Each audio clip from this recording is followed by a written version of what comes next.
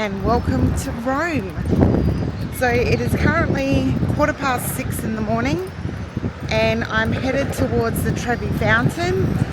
I did get there yesterday because I got into Rome yesterday at about 11 o'clock, and then by the time I checked into my hotel and everything, went to grab some lunch, it was 1 o'clock, and then I did head into the central part of Rome and I did go to the Trevi Fountain, but it was so packed I couldn't even get close to it. I did manage to take some photos from far away, but yeah, it was hectic. So I thought, you know what, my first tour isn't until 9. Breakfast at the hotel doesn't start until 7:30. I'm awake, so I may as well head down there now and see if I can grab some photos. And also there is no coffee making facilities in my room, so the first thing I want to do is see if I can find a coffee, and might even have a cornetti. This is the only opportunity I think that I will have first thing in the morning, so may as well do it now.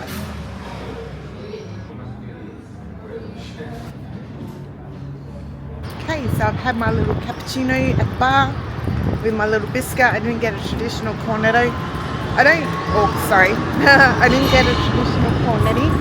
I don't usually eat this early in the morning, but I did have a little biscuit that had some blueberry jam in it. It was really delicious actually. Tomorrow I'll try the cornetti. And I can smell pastries cooking too. But the coffee was really good, which is always important first thing in the morning. Just had a little cappuccino. Again, I don't usually have coffee in the morning. I have decaf and I don't have coffee. But when in Rome, so now let's head to Trevi Fountain. Street cleaners are out. And I also forgot my microphone and my watch this morning. But luckily I have to head back to the hotel to have my breakfast anyway, so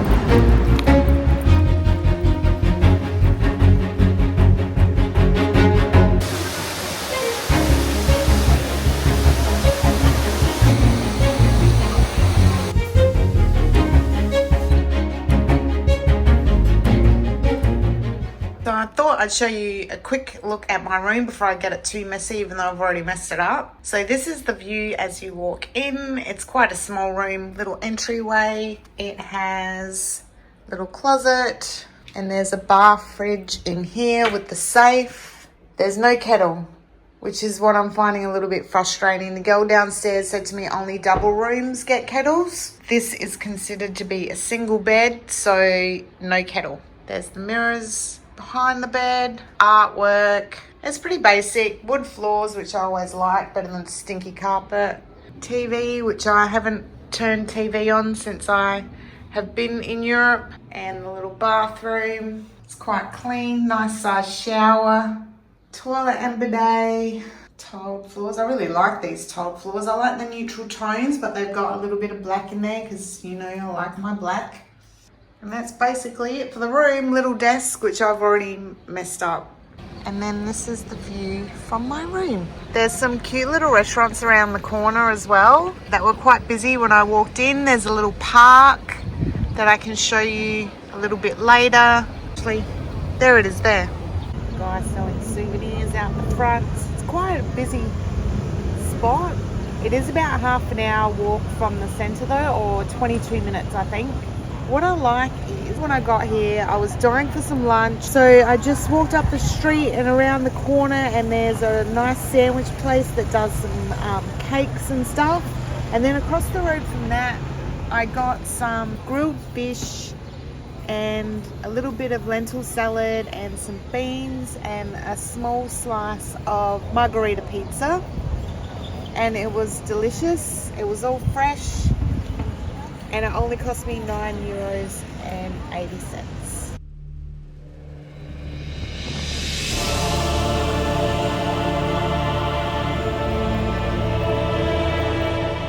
I'm now inside the Vatican Museums waiting for my tour to start. which is a few more minutes. It was about a 40-minute walk from my hotel. I'd raced back there after seeing the Fountain de Trevi or Fontana di Trevi and had my breakfast and then raced here. But I'd done the calculations, even if I'd skipped breakfast and walked from the fountain to here, it was still about 45 minutes. So either way, it didn't matter. I was up so early anyway. And you saw how crowded it was, and it was just after 6:30 in the morning. So I'm not sure, I may have to consider going back there on my last day because I've got a few hours spare in the morning and see if I can get even closer to the fountain. But for now, let's get in line to get our audio things and then we can go and have a look through the museum.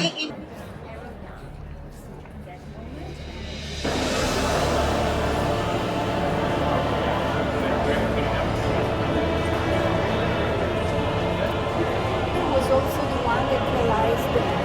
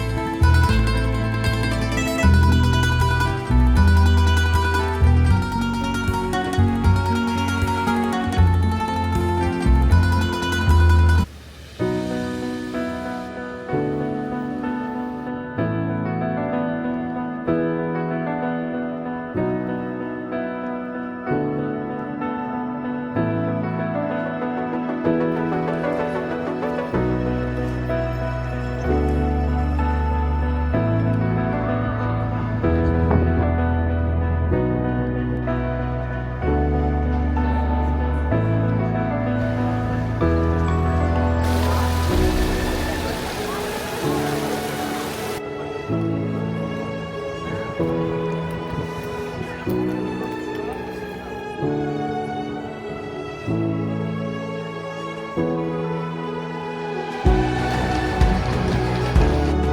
again, satisfying my obsession with European supermarkets.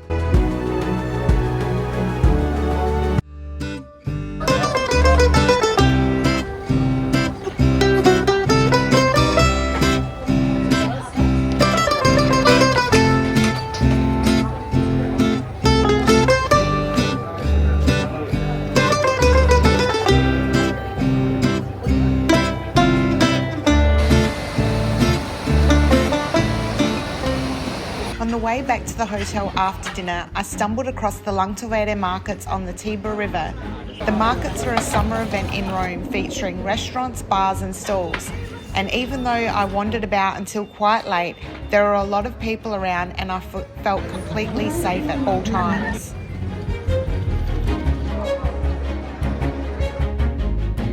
Good morning.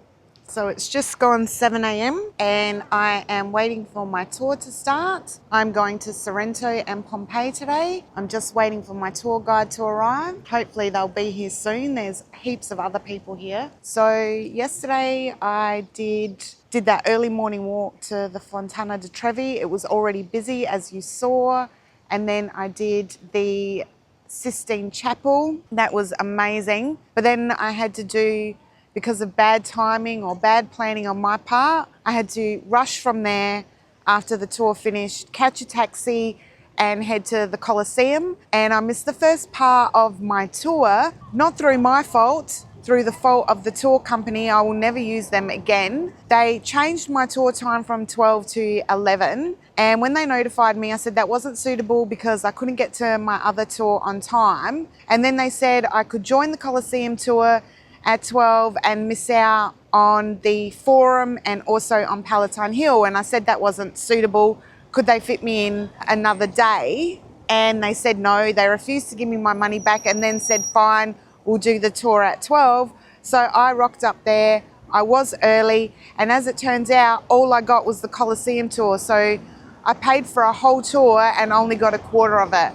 So now I need to try and fight to get my money back, or at least a portion of. Hopefully today Sorrento and Pompeii will be better. It was a 45-minute walk from my hotel to get here, but I figured with all the pasta and pizza and focaccia and pastries that I'm eating, I could do with a 45-minute walk. But it is a gorgeous morning and the piazza is absolutely stunning. I'll turn you around so you can have a bit of a look, and then I really need to try and find my tour guide.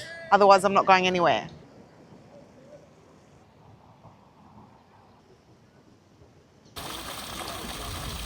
So thankfully, I have found my tour group, so we're just waiting to leave. I've been checked off, and I just realised that the Leonardo da Vinci Museum is here. So tomorrow morning, I've got the Basilica tour booked at 7:45 in the morning, and then I think after that, I will come here and go through the museum because I've heard it's really good. I probably should have done it in Milan, but I didn't realise where it was until it was too late. And I'm thinking that tomorrow night, I would like to do one of those golf cart tours around Rome. So I'll see when I get back to the hotel this afternoon or tonight if they can book me into one of those for tomorrow night, because then the following day I leave. My flight is at 4, so I'm assuming I have to be at the airport at about 1, so I won't have a whole lot of time to do stuff in the morning. So trying to get the most out of this time in Rome. I honestly feel like I haven't spent enough time here, same as in Paris. I wish I'd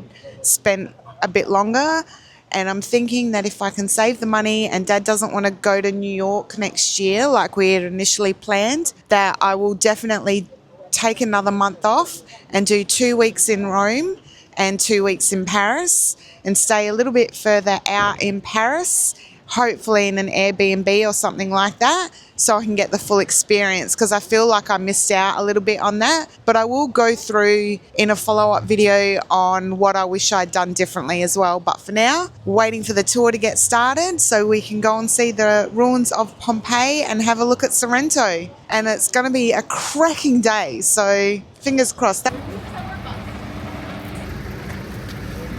Yay, I got a window seat.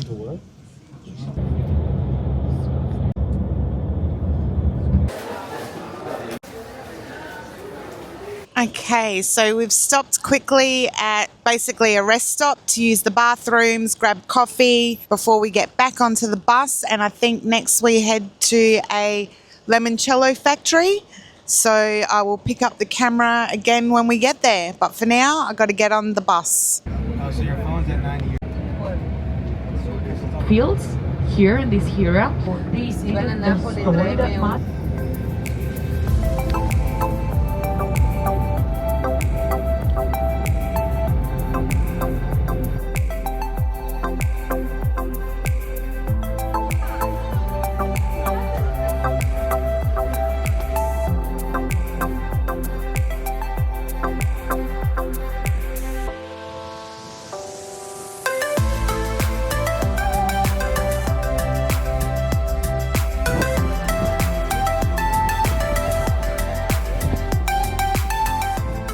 So we finally got to Sorrento. Unfortunately, we don't have as much time here as I think we all would have liked.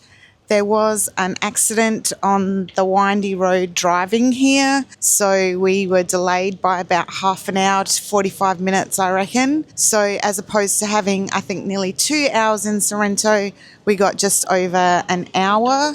So I've just been down to the Villas Comunale, I think it's called, the public gardens, and shown you the beaches. And now I'll sort of head back towards the city or centre area so you can have a bit of a look there as well. So it's a really cute place. There's lots of little like boutique stores and food places, of course. I'll turn you around and we can have a bit of a look.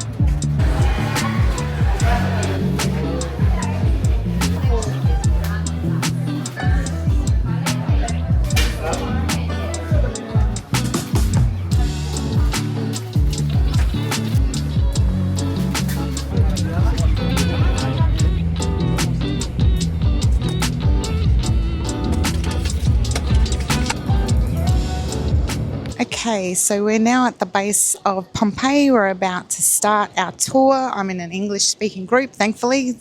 We were broken up into two groups. We stopped for a quick lunch, which was some pretty average gnocchi and a salad and some ice cream. I was disappointed. I chose the gnocchi because it's meant to be the dish of the area, but it wasn't very good. But it is what it is. It'll give us enough energy to get up the hill and back again. Hopefully, it's quite warm. See how we go. The city of Pompeii was destroyed by Mount Vesuvius in AD 79 in just 2 days, approximately 25 hours. And by burying the city in volcanic ash, it preserved that cruel moment as a snapshot of the life of a Roman city. It is considered as one of the worst disasters in the ancient world.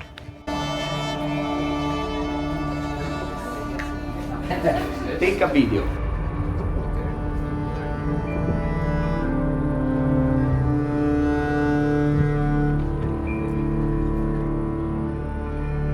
Have a good feeling within. So bizarre to know that I'm walking among the ruins of Pompeii right now. I've come all the way from Australia. It just takes my breath away.